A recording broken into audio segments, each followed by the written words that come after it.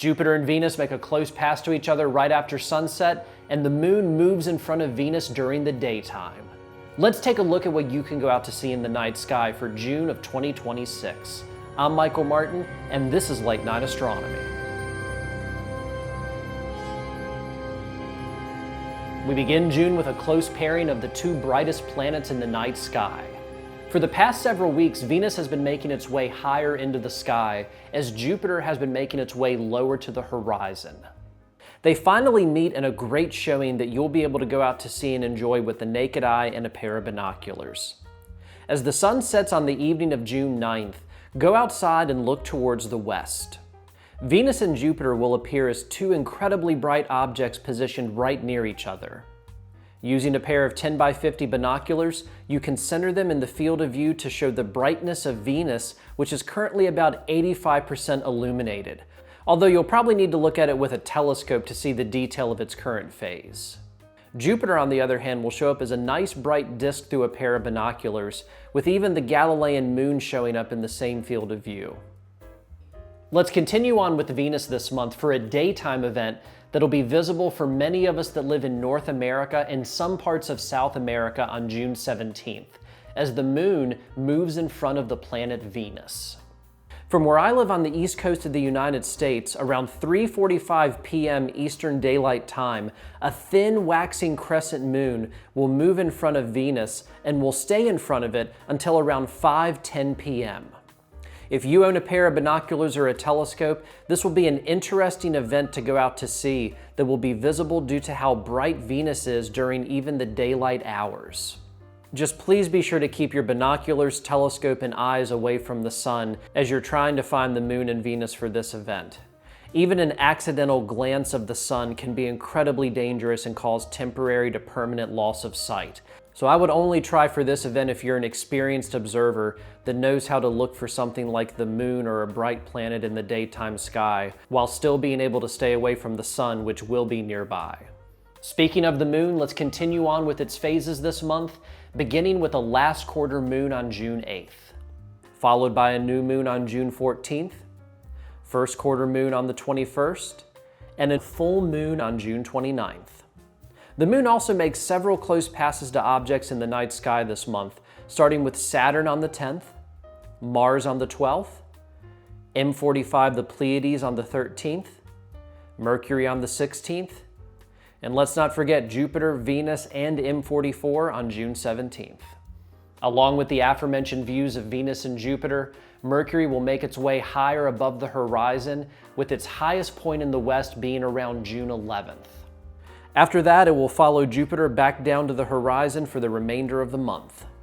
There'll also be some interesting views of Venus near M44 the Beehive Cluster around June 19th. Moving to the early morning sky in the east, Saturn and Neptune will begin to rise above the horizon by 3 a.m. in the morning, with Mars moving above the horizon ahead of the rising sun around 4:30 a.m. This month we have a comet that'll be both a northern and southern hemisphere view, but you will need a telescope to go out to see it.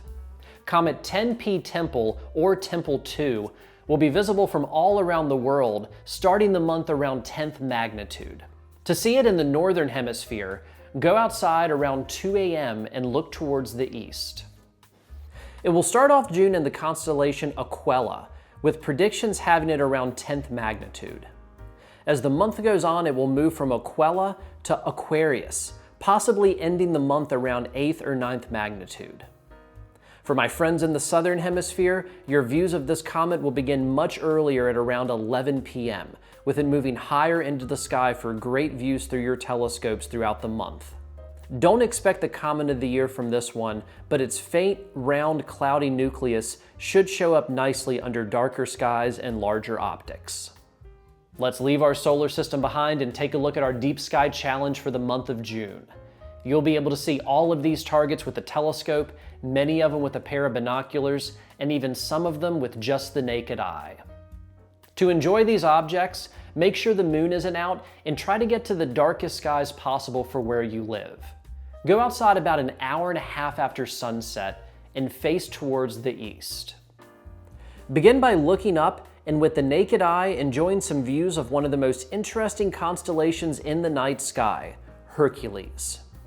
Located between the bright stars Arcturus and Vega, Hercules appears as a kneeling man. The four upper stars in Hercules form a figure known as the keystone. Take your time to get to know this region of space and maybe even sketch the outline of this constellation. Take a pair of binoculars and slowly explore Hercules at around 10 times magnification.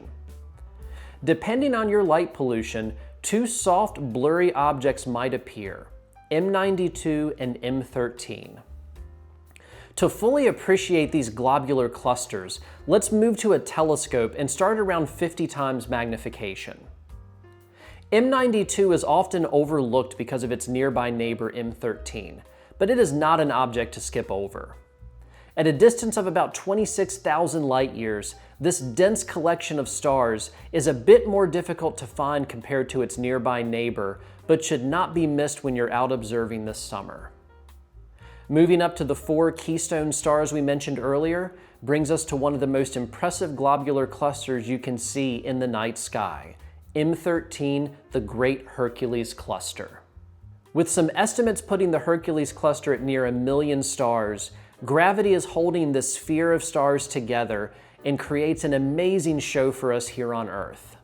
Test out different magnifications for you and your telescope for this object, but for my 12-inch Dobsonian, I typically view these globular clusters between 100 and 150 times magnification, depending on the scene conditions I have from night to night. If you're able to take any images of these globular clusters or anything else in the night sky this month, please share them with me over on Instagram at Late Night Astronomy. Thanks for joining us on our journey through the night sky. If you enjoyed this video, please like it and consider subscribing to this channel. But most importantly, let us know what you're hoping to get out to see and image in the comment section below. Thank you all so much for your continued support, and clear skies from Late Night Astronomy.